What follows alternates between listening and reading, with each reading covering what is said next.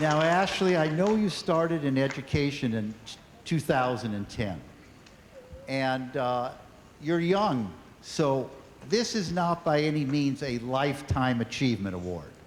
This award is being given to you because you've distinguished yourself greatly in the 14 years you've been in education.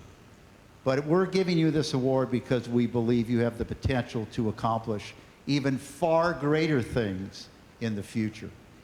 So I want to say, on behalf of all of the residents of this parish, on behalf of all the citizens of the state of Louisiana, and indeed on behalf of all the citizens of our country, thank you for making education your chosen profession. Congratulations.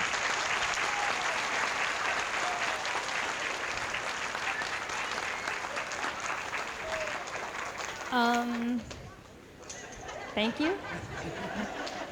And what he said is correct. That it takes a village to raise a kid, but it takes a village to teach a kid too. And this would not be possible if it wasn't for my partners and everybody who has helped me along the way.